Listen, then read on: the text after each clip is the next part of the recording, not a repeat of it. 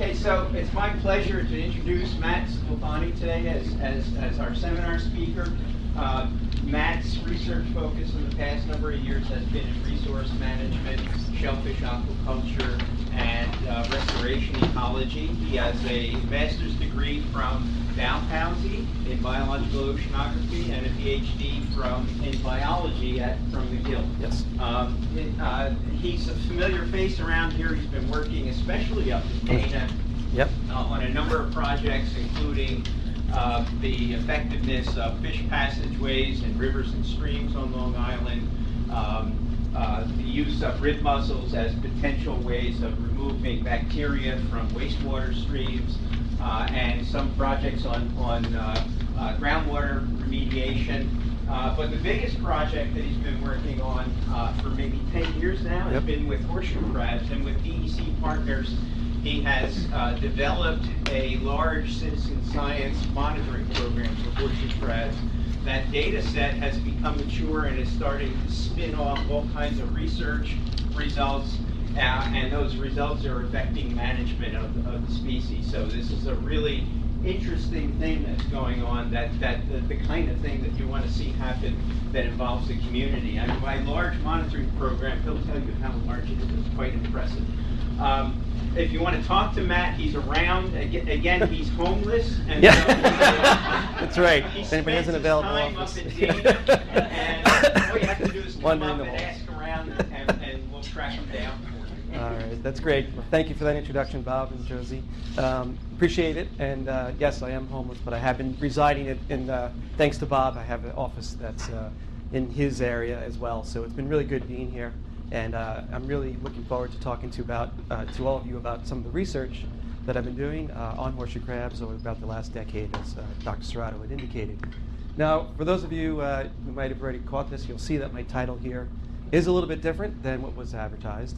And that's actually, I didn't want to pull a bait and switch here, but Dr. Aller had actually given me a placeholder for the seminar, which was titled Horseshoe Crabs and How They Survive the Dinosaurs and Will They Survive Us? And it was just a placeholder, and she was suggesting that what I do is, get a catchy title that would actually bring people in and attract them to the seminar. And you can see this is actually kind of a nice title, and it would be pretty catchy. And so after giving it some thought and consideration and thinking about, they are an ancient species, of course, and they had undergone some significant challenges over time, I thought this would be better to stick with this title after all. And my colleague Joe Costanzo, after talking about it with him, he had actually drawn this cartoon because he thinks he had the answer as to why the horseshoe crabs have actually outlived the dinosaurs, as shown here. But before I get going, I would just like to thank some people right up front for and acknowledge them for all their contributions along the way. First of all, I'd like to acknowledge the New York State Department of Environmental Conservation, who are providing funds for this research and work. They've been great partners and also provided tremendous programmatic support all along the way. I also want to thank my staff at Cornell University Extension. They've done a tremendous job helping to implement a really large-scale project, and it couldn't be done without them. I have partners at the USGS, Dave Smith and Josh Newhart, who also help us with the coastwide tagging survey, and you'll be seeing some of those materials presented here. And of course, the partners at SoMAS at Stony Brook, Dr. Cerrato, and various other students that have participated in the program as well. Justin Bob is actually the graduate student that's working on some of this data with Bob and myself, and we're actually, he's a doctoral candidate. He's not here today because he's giving an invited lecture at the Dauphin Island Sea Lab. So we're doing a simulcast presentation here. But I have the honor of giving you, since he's not here, I can show this photo. This is when Justin first appeared on the graduate student scene. And yes, he is the student that is wearing the Nemo hat and the yellow mustache. But he's been doing a really great job working up this data, and we're getting a lot of exciting results out that are changing the way we view things on Long Island. So what I hope to do today is to thread together a series of projects and studies that are being done in the New York region that actually link horseshoe crabs to migratory shorebirds and also to humans and activities of humans. And it's important to realize that these connections are dependent upon the horseshoe crab providing a healthy supply of horseshoe crab eggs for the dependencies for the shorebirds. and human activities obviously affect both the shorebirds and the horseshoe crabs. So I've done a lot of different types of surveys here, including spawning, tagging studies, and as well as some shorebird monitoring. And I'm going to go over all those and how they are looking to change the way we think about New York region for horseshoe crab management. So to start off, just a little bit of biology about horseshoe crabs. They are arthropods, but they're actually more classified closer to arachnids, so scorpions and spiders, for instance. And they're not a true crab, so they have the unfortunate misnomer of being a crab. They have been persistent for about 250 million years, but there are fossils that even date back as long as 450 million years with similar morphological constraints. And so we consider them living fossils. Horseshoe crabs are currently, there are 4 extant species in this region. The one that we're studying on the East Coast is Limulus polyphemus. It has a range from Maine down to Florida. There's a small population off the Yucatan Peninsula in Mexico. And the center of the distribution, where most of the spawning aggregation occurs, is in Delaware Bay, between New Jersey and Delaware State. And that's actually denoted here by this red arrow, so it's the largest spawning aggregations along the East Coast. I just want to mention that there are 3 other species in the Indo-Pacific region, and these species are actually in a pretty serious decline. They've been listed by the IUCN Red List as vulnerable, they've actually been listed as data deficient and now moving towards vulnerable status. And Limulus polyphemus has also been listed as vulnerable under the IUCN Red List. So I'm going to talk a lot about spawning in this presentation. It's a big part of how we access and reach these animals when we're studying them. They literally come right out onto the beach to lay their eggs, and here's a good photo of them. It's actually a complex mating system, and I just want to break it down a little bit. First, you can see here that the female is about twice as large as the male, so there's considerable size and sexual size dimorphism here. The male is clasped on to the opistosoma, the back of the female, and you can see here he has a clasper claw in which he amplexes and then clasps on and holds on for a month or 2 during the mating season in May and June. The female chooses a beach that is going to optimize survival of the eggs and larvae, that's suitable for their development, and then she deposits her eggs about 5 to 20 centimeters down into the sand, at which point the male then fertilizes the eggs, and it's external fertilization.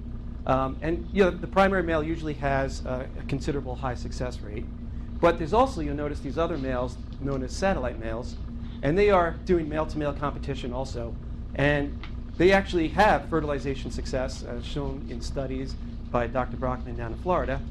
So it pays for them to show up and also participate in this mating ritual, and it increases genetic diversity. So not only does their spawning provide opportunities for research and monitoring, it also provides opportunities for harvest. So horseshoe crabs have been harvested, and they're primarily harvested in our region as bait to catch eel and also to catch whelk. So the channeled whelk and the knobbed whelk are a pretty big fishery here on Long Island. And so for some reason, they prefer the smell of horseshoe crabs, in particular female horseshoe crabs. But I just wanted to put up these photos to show you that harvest is not a recent phenomenon. That actually harvest has been going on for a very long time. And these photos from Delaware Bay from the late 1900s and early 20th century show the extent of the removal that was happening at that bay at one point. It was on the order of the estimate of 1 million to about 5 million individuals being removed from the system annually. And that was being used primarily as fertilizer for livestock and also for crops. So tremendous impact probably in the past, and we just haven't really been accounting for that. But it's also more recently, the horseshoe crabs are being removed from the system for their blood. And in the 1950s, it was discovered that their blood is actually highly reactive to gram-negative bacteria. And what they've done is they use it as a diagnostic to detect pathogens in any intravenously injected medicines and also any medically implanted devices. So it's known as Limulus immunocyte lysate, or LAL, and it's a very important to our health because the FDA requires it. It's the gold standard, and there's currently no alternative to this, although they're developing synthetic substitutes. They have not been approved yet, as of yet. So you can see here, this is what a bleeding facility looks like. The horseshoe crabs are harvested. They are bled by about 30% by volume of their blood. The blood is blue because it is copper-based, and when it reacts with oxygen, it turns to a bluish color. But the horseshoe crabs are re-released back into the wild. They do experience some mortality, though. And in fact, it's been kind of sort of not really super well studied, because it's sort of a little bit of a secretive process in how they report this data, because it's not reported regionally, it's reported coastwide for how much are caught.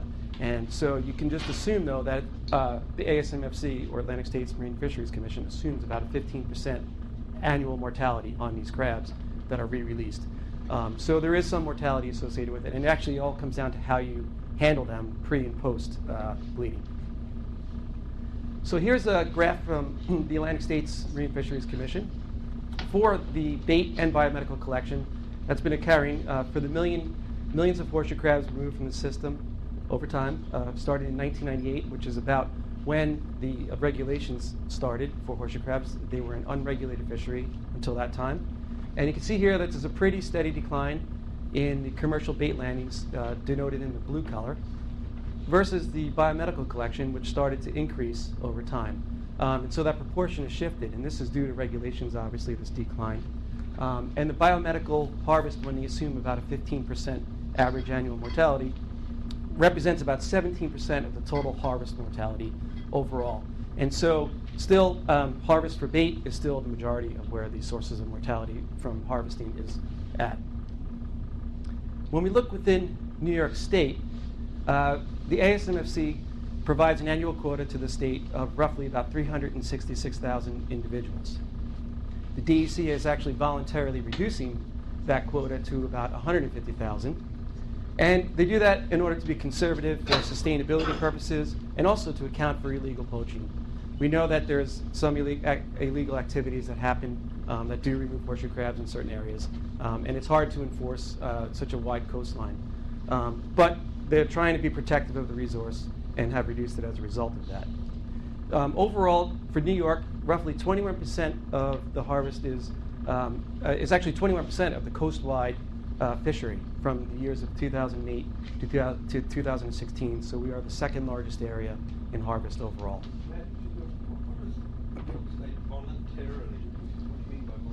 They just choose to reduce it. They're allowed to harvest 366,000. They could have that amount of removal, and what they're doing is they're selectively lowering the quota to 150,000, and so they're managing at that level, not at the full 366,000. So it's just a quota allocation that's being reduced.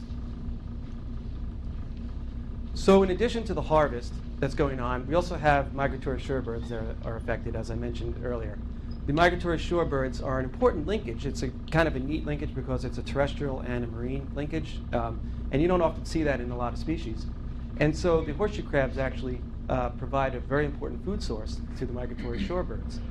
And you can see here, this is a picture of a red knot. The red knot has recently been listed as threatened under the Endangered Species Act. And this little bird, it's not very large at all, has a tremendous migration. It's one of the longest migrations. They go from the tip of South America all the way up to Delaware Bay annually. And they stop over in Delaware Bay for about 2 to 3 weeks to gorge on these eggs. And they forage on them because they're lipid rich, and they provide a really great energy source, rapidly increasing their body mass, doubling or tripling their body mass so that they can reach a critical weight. And when they reach that critical weight, they're able to continue their migration up to the Canadian Arctic in the Hudson Bay area and fledge their young. So if they don't have this rapid energy reserve built up from the horseshoe crab eggs, they can maybe make it to the Arctic, but they can't fledge their young, or even worse, they might not even make it there. So the red knot has been studied in Delaware Bay, and there are several surveys in Delaware and also in South America that are plotted here. And these are the counts over time. And you can see what happened in Delaware Bay was that the numbers were obviously declining for the counts in shorebirds. But when they reached a level below 20,000, it became an alarm bell for the shorebird biologists that were in this region.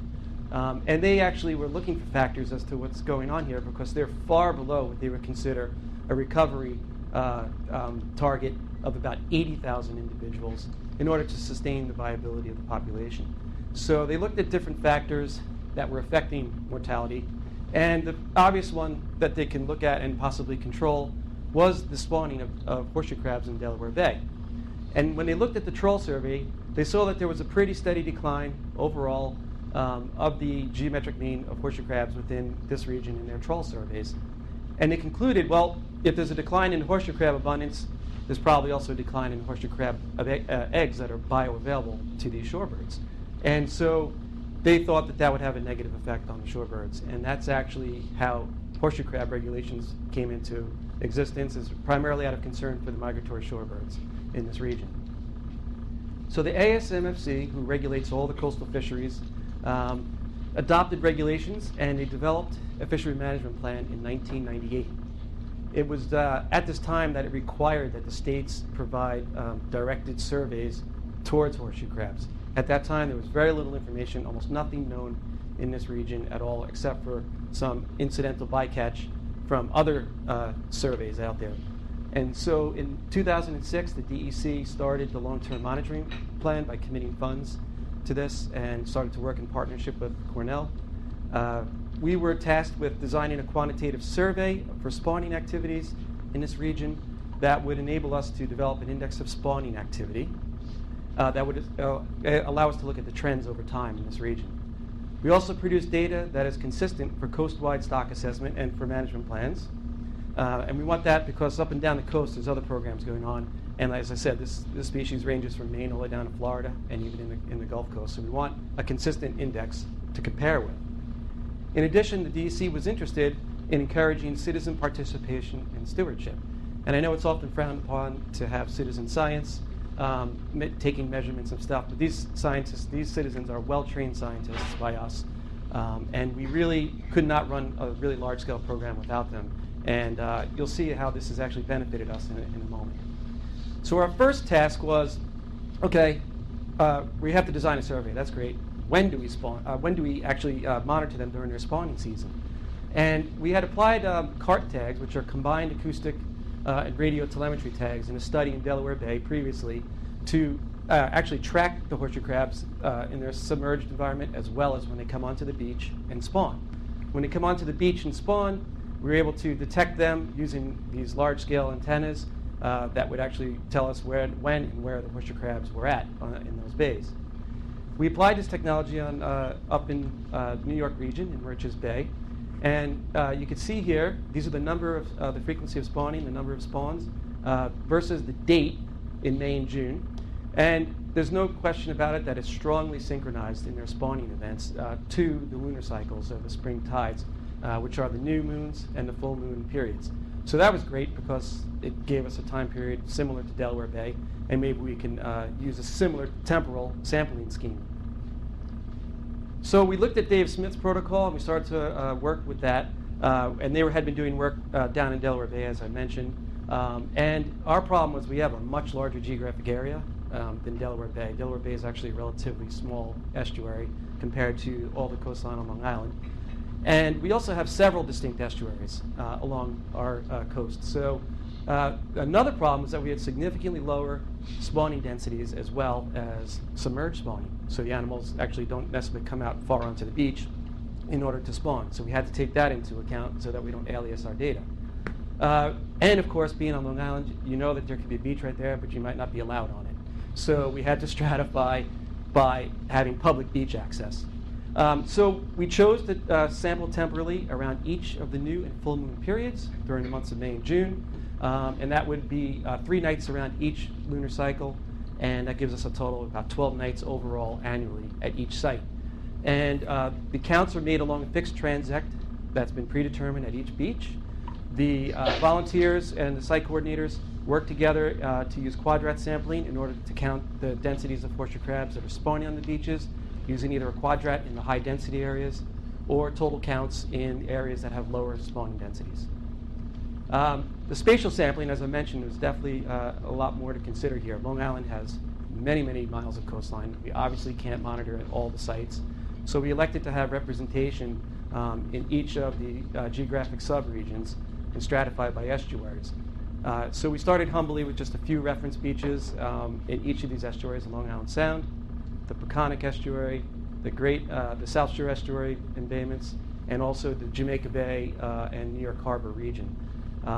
So we have currently now, we have a very large program. We have over 30 sites that range from Staten Island all the way to Fisher's Island.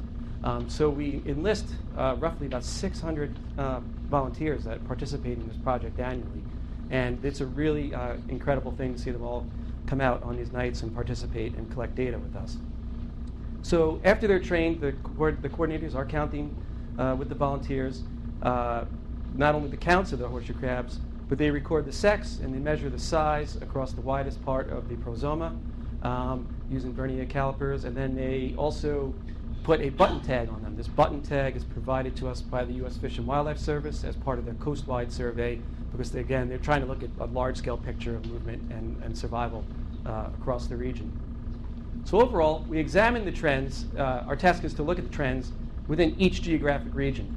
And we also want to account for the hierarchical nature of the survey design. So we can look at not only the estuary level, but also examine trends at the beach level if we wanted. We use an index of spawning activity, which is an average number of females or males per square meter at each of these sites. And we track those trends over time. We used mixed effects models with regressions for estuary-wide trends, and we basically collapsed all the 12 nights within each beach into a single ISA, or index of spawning activity, for each year. Then what we do is we use the fixed effects of year, and the random effects in the model are the individual beaches. And we compare these models using AIC, or Akeiki's information criteria. And what we did is we actually compared several different models, and the ones that made the most biological sense to test are the beaches would have either the same slope or different intercept, or different slopes and varying intercepts as well. So here's a look at what the data is for these sites. There's a lot going on here. These are plots for the different subregions. First, we have the Jamaica Bay region over here, the South Shore region, the North Shore, and the Peconic Estuary. And you can see here, this is the female ISA versus time, or years. And like I said, there's quite a bit to take in for information on this graph. But what I really want to break it down is the first year. The first thing I want you to see is that between Jamaica Bay and Peconic, for instance, at the regional, sub-regional level, there are differences in order of magnitude of spawning.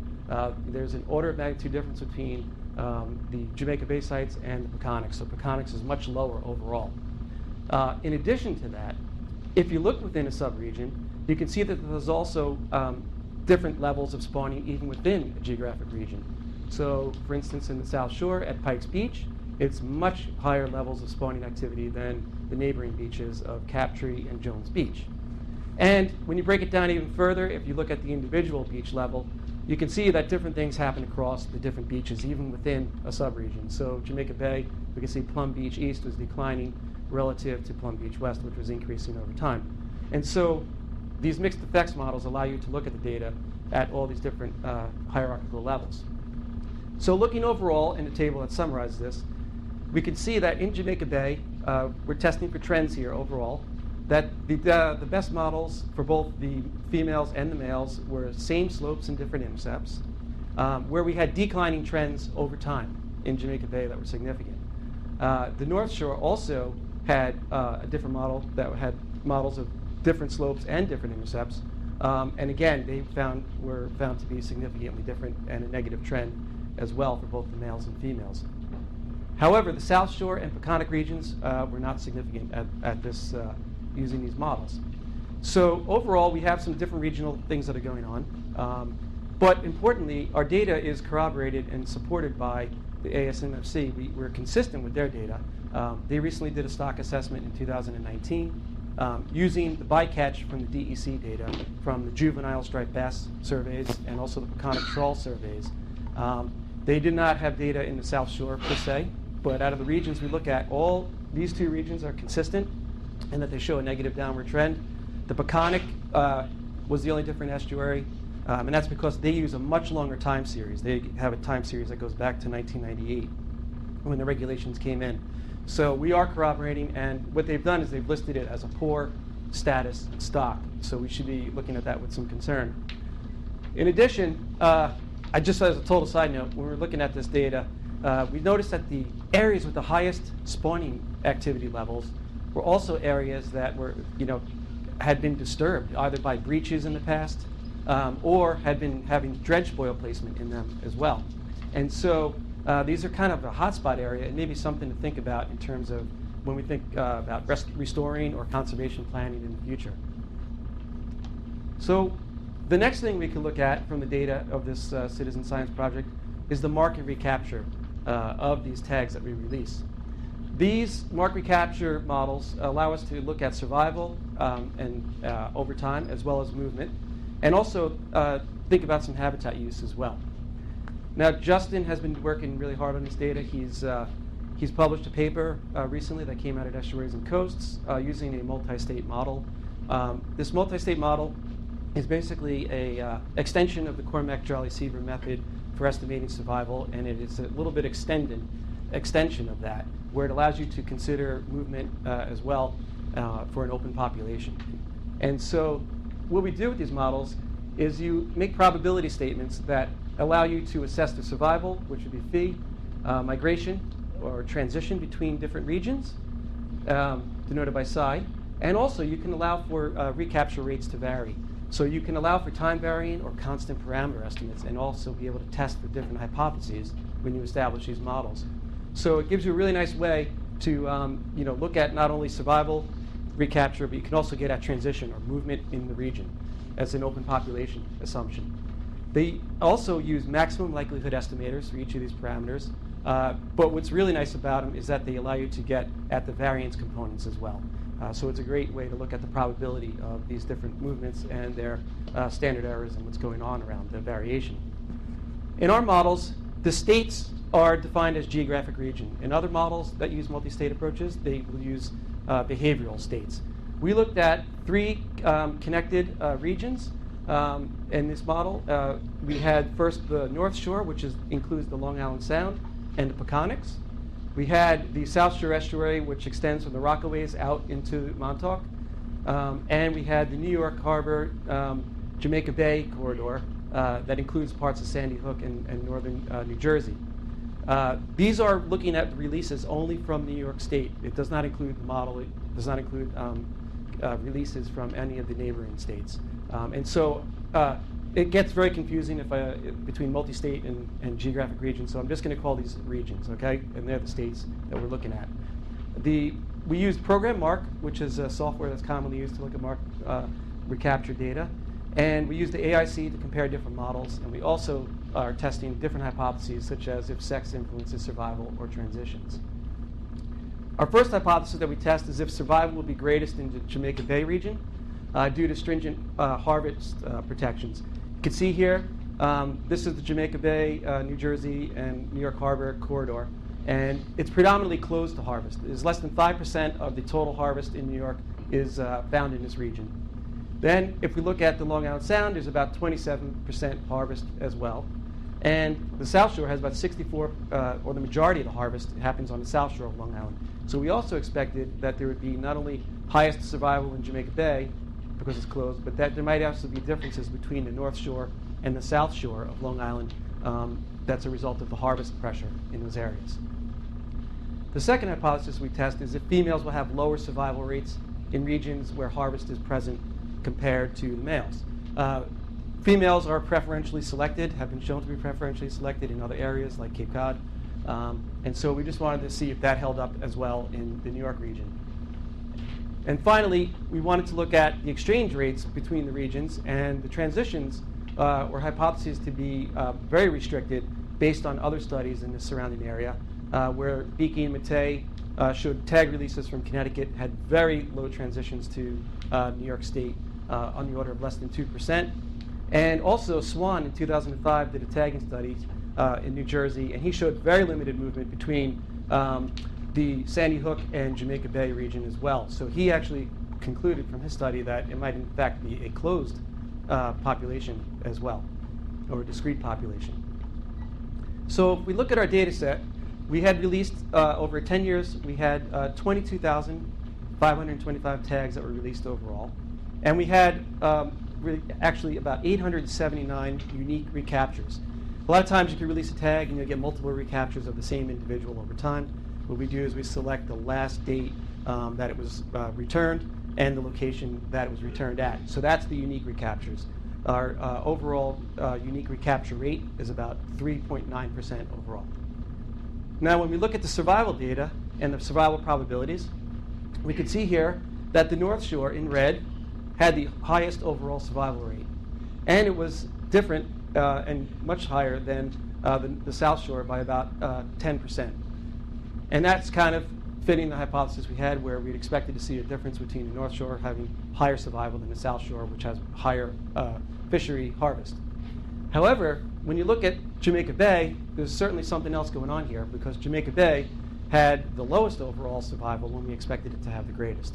This area is the most protected out of all of them and has the lowest overall harvest rates.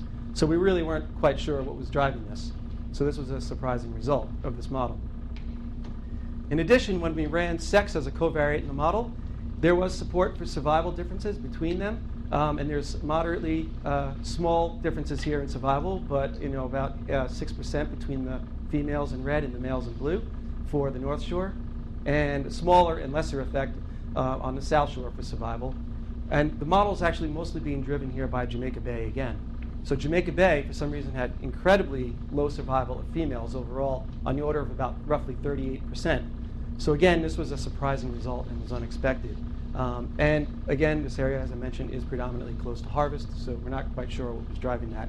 But the slight differences between male and female, when we looked at the commercial landings data, there's about a 50-50 distribution actually between males and females, but again, that's reported by the Bayman, so they might just make it a very simple report instead and not account for that. So this actually shows a little bit of evidence that there is sexual effects of harvest on that. Now, when we look at the transition between the different regions, we can see there's some different stuff going on here. I'm going to first start with these are the percent probability movement between the different states or geographic regions. And you can see here, between the North Shore and the South Shore, the transitions, the North Shore and Jamaica Bay corridor, there's very low evidence of movement, less than 0.5%. And in return, there's even about a 1.6% exchange and movement between them. However, when you look at the Long Island Sound, there's almost about a 3% movement from the Long Island Sound region into the South Shore region. And in the reverse, you see that there's kind of a supply going on here from the South Shore to the North Shore of about 5%. Now, the transitions between the Jamaica Bay and the South Shore were the highest rates of about almost 20%. So again, this Jamaica Bay, New York corridor is actually serving as, looks like, a supply source to the South Shore and Baymans from these transitions.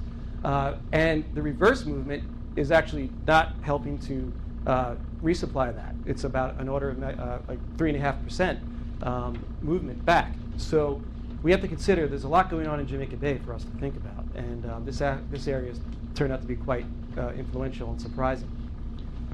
So in summary here, we could say that the average survival was highest in the North Shore and lower in the South Shore and even lower in Jamaica Bay. The heterogeneous harvest rates did explain the differences between the North Shore and the South Shore region. But the low survival in Jamaica Bay is just simply not well understood.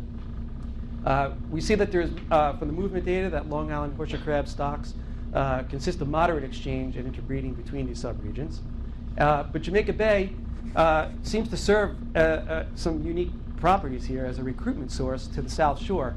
And there might be a few competing hypotheses that could explain this, such as density differences between the spawning regions. And when we looked at the indices of spawning activity and the New Jersey tag data that we recently received, it doesn't seem to support that. The habitat availability, Mark Botten at Fordham University shown that they have decreasing habitat in Jamaica Bay as well. And so that's a possibility, and perhaps they're moving around to different areas.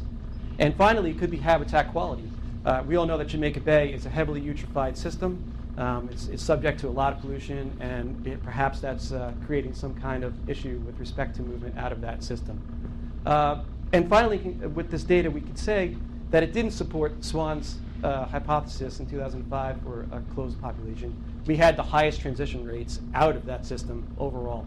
And maybe it is possible, though, that Swan had done a study that actually maybe something happened in Jamaica Bay after his study that changed all that. So I can't, refute that there was some evidence of a closed population there, 100%. So in addition to the conventional tagging, we also have used acoustic telemetry to address movement and address different questions of horseshoe crabs using these acoustic approaches to studying them. We use telemetry in a variety of ways, but in this study, we simply, if you aren't familiar with telemetry, we deploy receivers or hydrophones throughout different water bodies or in the water. The animals are tagged with an acoustic tag that sends out an active transmission of an acoustic signal. When the crab passes by the receiver, the tag is detected by it, and it records the date and the time and the individual ID. So it's nice because it provides a continuous monitoring of the animals without having to go look for them and find them, as in the Mark Recapture approach for the other study. It does also, it's a passive system, and we get a lot of data from this type of data, from this type of study. So these are very preliminary results that Justin's working up right now also with us. And we have addressing different hypotheses, a different set of questions with this type of data. This stems from studies that have been done in other regions, such as the Mid-Atlantic. We could see here that there's evidence from different surveys, including trawl surveys and other types of studies with tagging, where there's evidence of moderate exchange and connectivity between the Delaware Bay and the Virginia Chesapeake system, as well as different behaviors in migration, where there's evidence of partial migration, where about maybe 30 to 40% of the individuals in dredging surveys in Delaware were found to be resident all year round. So they didn't move, they just remained over winter, and then the other part of the population would go offshore during the winter times to overwinter. So it's quite a bit of movement that they see in this region. And contrasting that is the migratory patterns that are shown in New England. They actually showed in Great Bay, New Hampshire, and in Cape Cod. There's been studies that show very limited exchange or movement in these regions. And so that it's more of a very localized types of movements, more like very little exchange, more reduced. So we wanted to know, hey, what's going on in New York? How do they behave? What's the spatial use of habitats in this region as well? So we asked the following questions and are trying to address these in the data. Do some portion of the population migrate and others remain behind in the winter? And that's basically, again, the resident versus migratory or partial migration hypotheses. We also were interested in the movement of horseshoe crabs in relation to temperature and environmental parameters. We wonder if we were going to check if do horseshoe crabs display annual embayment level site fidelity. So when if we tag them in the region, do they come back the following season and return and show some level of estuary site fidelity? And does habitat connectivity and seasonal migration differ between the sexes? So our study area is Moriches Bay. It's on the south shore of Long Island. It's got an average of about 37 square kilometers in size, with an average depth of about 1.7 meters. So it's a very shallow embayment, very accessible, and a great model system to work in. We deployed a series of receivers throughout the estuary. The receivers are the green circles. And you can see it's an irregular configuration, and that's because we primarily attach our receivers to U.S. Coast Guard navigation buoys. And we also have some that are deployed on screw anchors in a curtain-like design so that we can detect movements to the east and to the west, as well as outside of the inlet. The stars denote where we tagged and released our collected specimens. The white stars are the adults, and then the yellow stars are the adults, and the white stars are the juveniles. I'm only presenting the adult data that Justin's been working on because we have a lot more work to do on the juveniles, and this is all very preliminary, but we wanted to take a look at this and get going on it. So the adults that we tagged, there were 70 of them, 39 female and 31 males. They were tagged in June of 2017. The tags are applied to the carapace of the horseshoe crab using Velcro and an epoxy glue. We also double tag the animals with a conventional tag just in case. They're cited as a mortality. And we also monitor their movements from the spring of 2017 to the fall of 2018. So overall, just some general patterns that we see was that of the 70 individuals that we tagged, we were able to continuously track about 64 of them. Some of them were removed, probably likely from harvest, and we never heard from them again. And out of those individuals, we saw that in 2017, 20 of them had migrated offshore between the months of July and November. And that was 14 females and about 8 males. And conversely, in 2018, when they come back into the estuary, we found that of those 22 individuals, about 12 returned, 7 females and 5 males, to the same estuary in which they were tagged. So there's some evidence of site fidelity, and there's also some evidence of some overwintering that's going on. And this immigration back into the estuary occurred in between April and June. And for completeness, we also saw that one individual somehow wound up in the Great South Bay and was picked up during our regular spawning crab survey. But it was alive, which was great, and moving around, but it didn't come back to this estuary. So with respect to movement, we can see here that we have a plot for the empirical cumulative density function with temperature. And this is occurring for the fall migration and the spring migration in blue. So what we can see here, I just want to point out, is that there are differences with the Kolmogorov-Smirnov test that were different between these two movements patterns. We see that there's a movement out over a pretty wide range of time, about 5 months. And there's a little bit of a pulse at around 19 degrees Celsius. And then there's a continual movement, very slow movement and gradual movement out over the, back out into the shelf. While in the spring, we see that movement starts to occur at about 9 degrees Celsius. And this is a little bit different than what's been reported in the literature.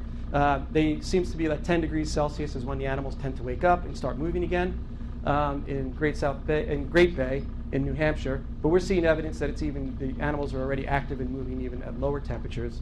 And then there's a pretty strong and steady movement over about a 3 degrees Celsius range back into the bay in order to spawn. And so that temporal difference occurs over very different time frames too. So the fall migration happens over about a 5-month period, whereas the spring migration happens over about a 2-month period. So temperature seems to be very quite important in the spring, as expected, and it's reassuring given what's in the literature. We're also looking at this data using some other techniques such as spatial network analysis. This is actually based on social network theory and graph theory, where the system, complex system, can be connected by a system of nodes that are connected by edges, and that information can flow between them. The nodes represent fixed locations, and in our system, they represent receivers or hydrophones. And then the movement between the hydrophones is represented by the edges. So this is a very simple network where the animal, this node has a connection to this node or this receiver and another connection here. But you can see these systems can get very complicated quickly when there's a lot of movement between the receivers. And there's different ways to look at this data, and you can have relative indices or not. And we have taken a first cut at this using a relatively simple approach, where we were kind of testing different hypotheses. But importantly, what I need to point out, I'm sorry, I forgot, was these nodes represent the connectivity between habitats and the movement between the habitats and the use. So you can think of it as a kernel density estimator for core use areas by animals in a system. So we compared female and male networks across 3 periods that were based on known horseshoe crab behaviors. So first we have the look at the post-spawning season, so just after they spawned, between June and August of 2017. The late summer and early fall movements between August 15th and October 2017. So this is after they spawn and are going to probably get ready to migrate out. And then the peak spawning period the following year in the months of May through June. There's many different measures in social network analysis or spatial network analysis. And we were first interested in the eigenvector centrality, or the centrality. And it's just basically a measure or method that's used in order to just talk about the connections between different nodes. A degree centrality would just be literally the number of connections that each one of these receivers has to another.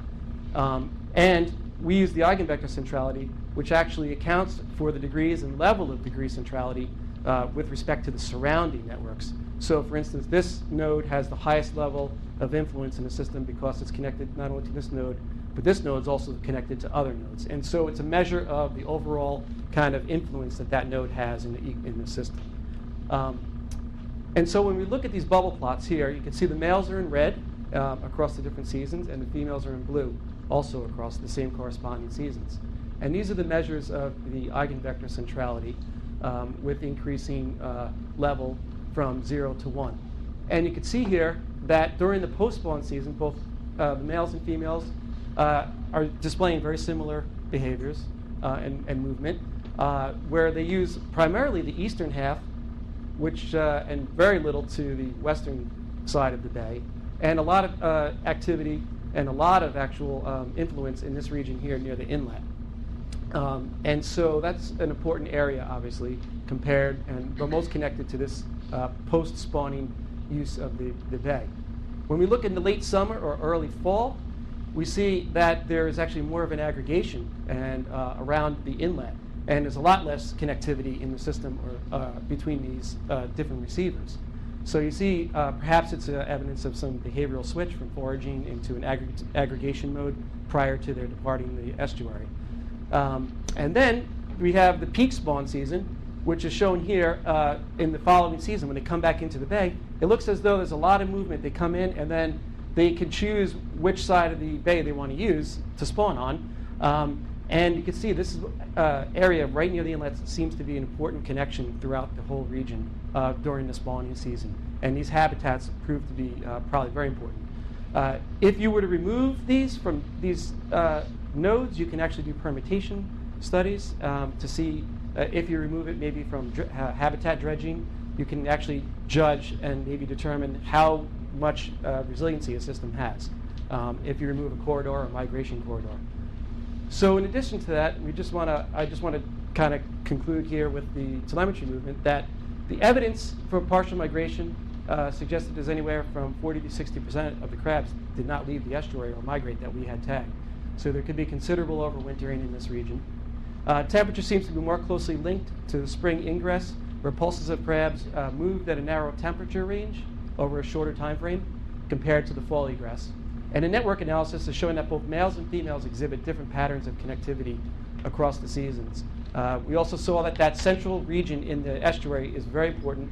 It connects a lot of the different habitats together, and it's serving as a hub to these other areas. So we'd want to protect that region, probably as very high habitat value. So I'm probably just going to wrap up with the temporal and spatial distributions that in some studies that I did on migratory shorebirds. I think this is an important linkage, and it's been very understudied in our region as well. The goals were very simple. It was to provide a systematic survey to assess the abundance, diversity, and ingress and egress of the migratory shorebirds, as well as to determine the importance of horseshoe crab eggs on shorebird distributions in New York. We wanted to see if there are any similar dynamics in Delaware Bay, because this is where everybody has done their research. And we had a SoMAS student, Carolyn Sikowski, who had done her MCP project in Capstone utilizing this data set. So what we first did was we used GIS to identify suitable foraging habitats of the migratory shorebirds in this area. We needed to find if there were sandy beaches that were exposed at high tide, because that's where shorebirds are known to forage. And we found that there were about 24 suitable sites in New York in the Mauritius Bay system. And we had validated that in 2010 by going out on boat and making sure that the shorebirds were foraging in this area. We performed this at a bay-wide scale. You can see these are the different sites that were identified.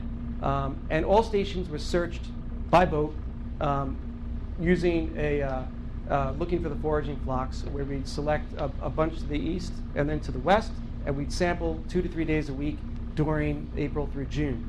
We used the International Shorebird Survey as a means to identify the flocks sizes and also to estimate and identify the species that were present.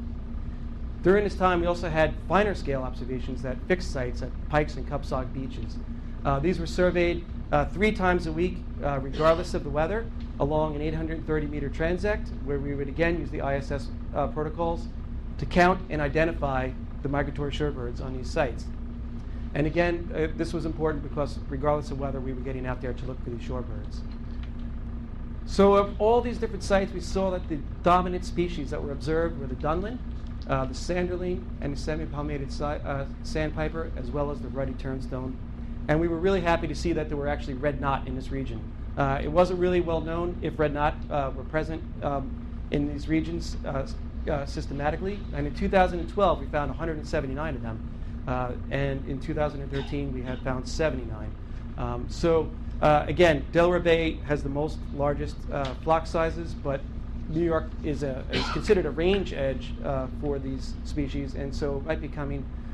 It's good to have evidence that they're here, and perhaps climate change is influencing their distributions as well over time.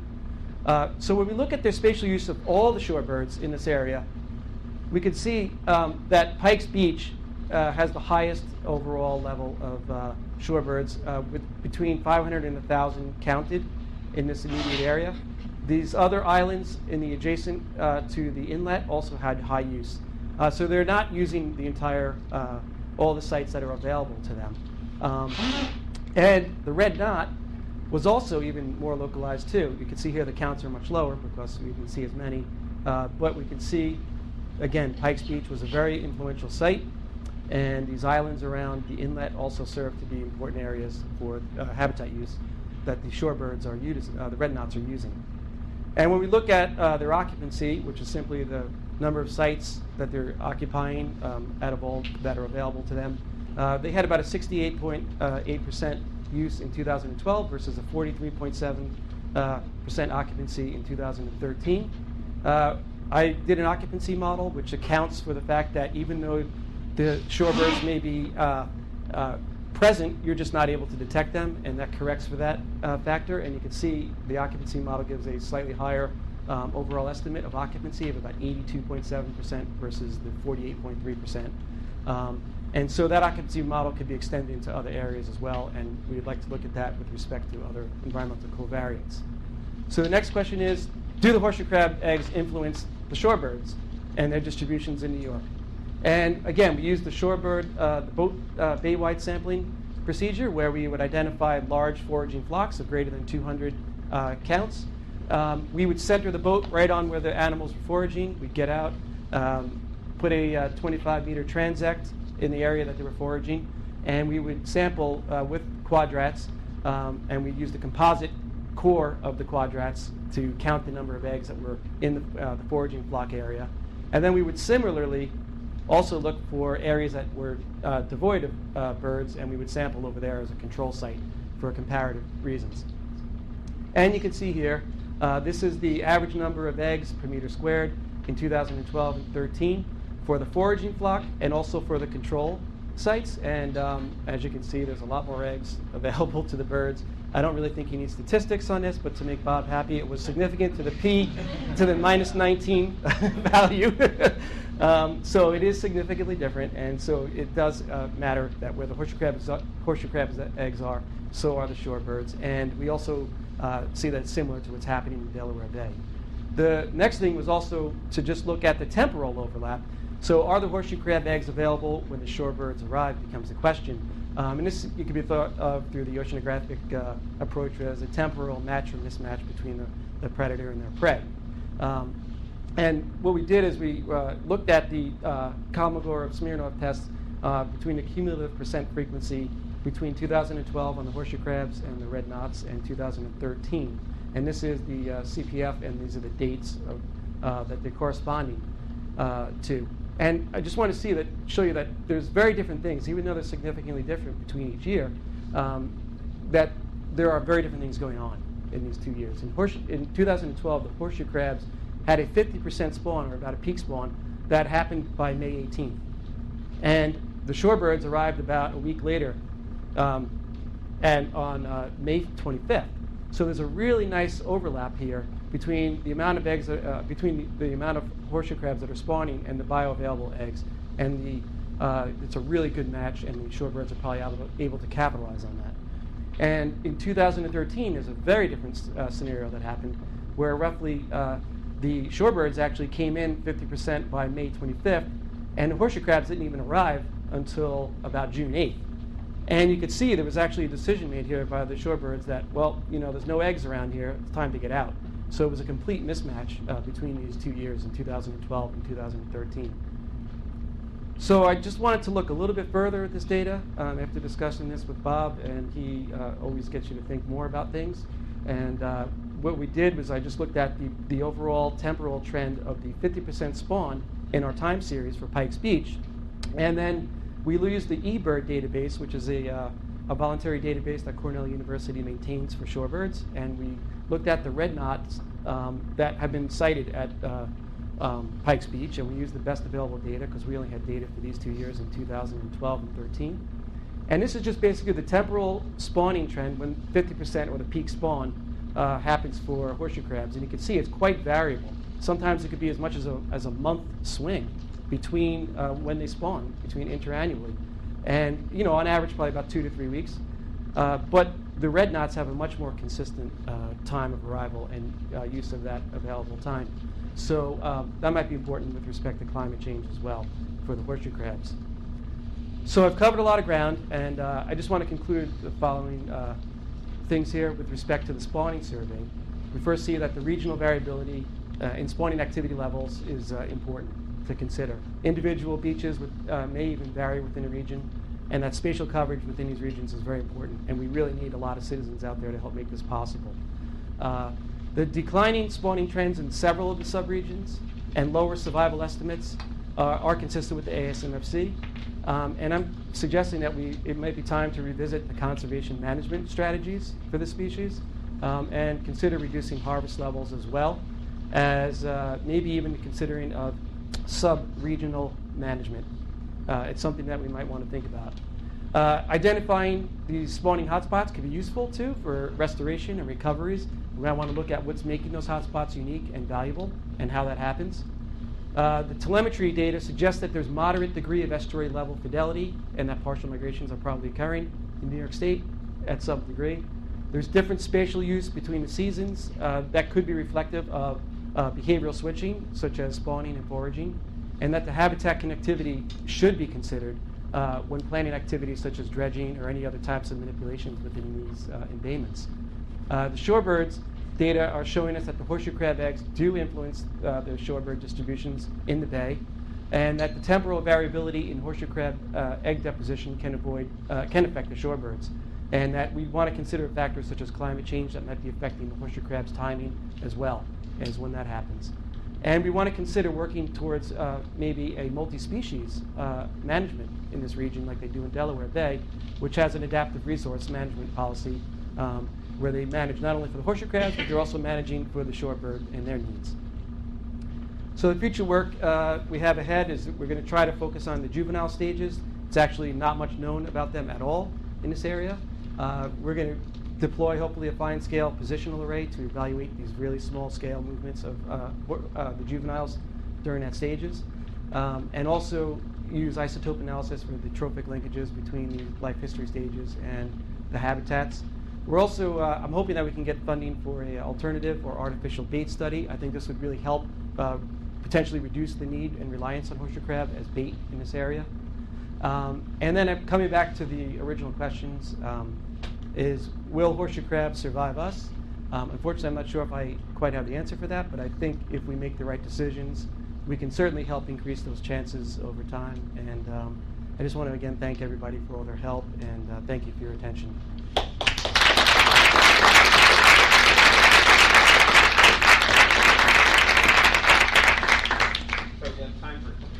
Okay. Anybody have any questions? Yeah, Carl. I have two things. One is there's this quota. What is the reliability of the report? My impression is the reliability of the report is -18. If it's that high, that's very scary and alarming. But it could be, I would expect the reporting might not be so great either. And I don't know. I don't have an estimate for that. The DEC might have a better feel for this. And I think that's part of the reason, again. So do you know of any quota monitoring that actually happens? There's, I know of none. No, there's not that I'm aware of. It's usually when an enforcement action happens, where someone gets caught, that I'm aware of. The DEC, Catherine, you might have a better handle on that. But I don't think there's any, active reporting, monitoring as, you'd have on dockside sampling for other species. So it's just voluntary reporting by the fishery. Yeah. So there's definitely room for error. So, and the other thing is, you were showing annual survival rates of about 60%. Yep. That's individuals that have spawned. It's the recaptured ones, and it's all based on the number that we recaptured. But were those individuals that had spawned? More than likely, because I think 60% of the data set was live, and then about 60% have been reported dead, or 40% have been reported dead. So there is some that are alive, and so it's basically an overall average annual rate of survival. That seems like a really low rate of survival for a creature that's not going to live 20 years. Yeah, I mean they reach sexual maturity between 9 and 11 years of age, and they have a lifespan of about 20, they believe. So yes, it is concerning when you see. It's actually the lowest survival numbers that are on record. The Atlantic States Marine Fishery Commission has reports of as low as 62% in Cape Cod, I believe. But this is amongst the lowest, probably the lowest. What do you think the mortality is caused by? At this point, it's we're showing in the models that the difference between the North Shore and the South Shore are probably primarily driven by harvest, and we don't have an LAL fishery here in New York. It's all for bait, and Jamaica Bay, on the other hand, with the lowest overall survival, it could be something else because there's not as much harvest in that region, and it's less than 5% that's reported there. There could be other factors at play as well in that area. The quota system went in effect what year? 1998. All right, so over the last 20 years, the quota system population has been In Jamaica Bay region and in North Shore, it's been declining. South Shore has been, it looks like it's been level in the last, we have for our 10-year data set. There's not a significant trend in the South Shore region. But that could also be because Jamaica Bay is supplying more to the South Shore region. So it could be a net loss overall as a sink. It's very concerning. Yep, it's alarming. When I saw the survival estimates, it was definitely alarming as well. And movement. Another question? Yes, Glenn. I don't know what the sex ratio is for the adults, but that swarm of males around one female suggests it might be skewed, and also the fact that the females are preferred not only for bait, but also are providing the eggs.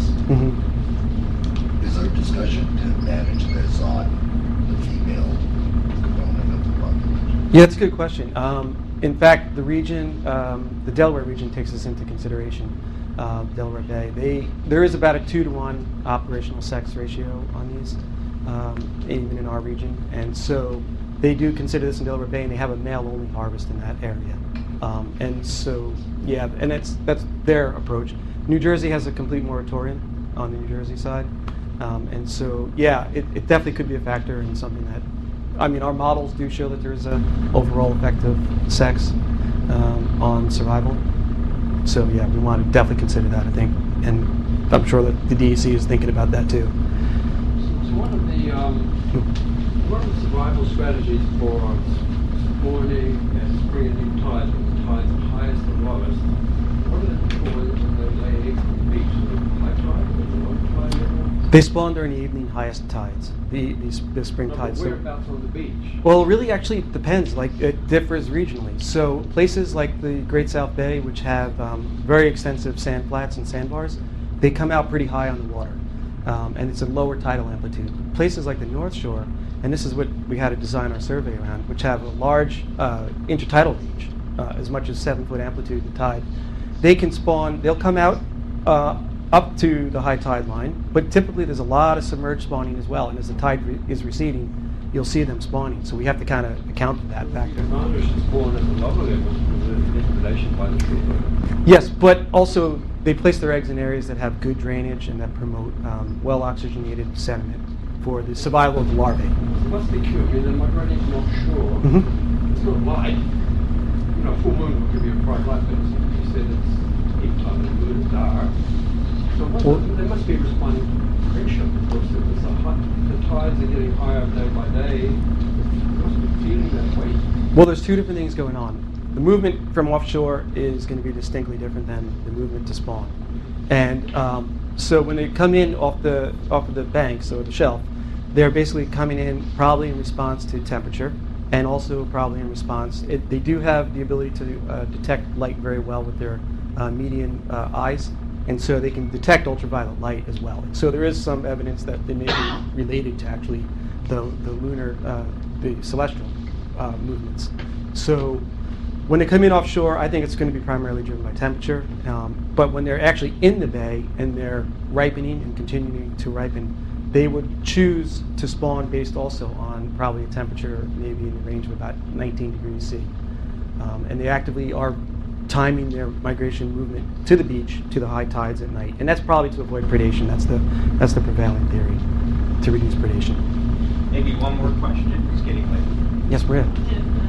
Just a question about, do we know what the take is for the bloodletting revs in this region? As if they're actually being released back into the native areas? There are no harvest removals for LAL in this area that we're aware of. And so it's almost exclusively for bait to catch whelk. We have a pretty big whelk fishery here, especially after the lobster die-off. And they all switched, the lobstermen, a lot of them switched over to fishing for whelk. So the primary areas for LAL extraction are in Cape Cod area and in the south, South Carolina. That's where those facilities are. There was a big story in the New York Times a few months ago about this mortality rate after the extraction of blood. Yep. The article claimed that 70% was way too low. Yep. That it's the drug companies that are providing statistics, and they have an advantage under lower than it might be. Yes, and that's true. There's some interesting things going on within the whole biopharma, and they don't even have to report regionally. So there's these, privacy clauses that they're exempt from reporting that information. But like you said, they assume about a 15% mortality, and then the studies have shown that there could be even higher rates depending if you leave them out in the truck, in the back of a truck for a couple hours, or if you handle them poorly, they can die. Or what may even happen is there's sublethal effects, so they might survive but skip a season or two of spawning, and that is obviously not helpful either. So, yeah. Okay, so there's pizza in the Acoustic room. If you want to continue this discussion. Thank you.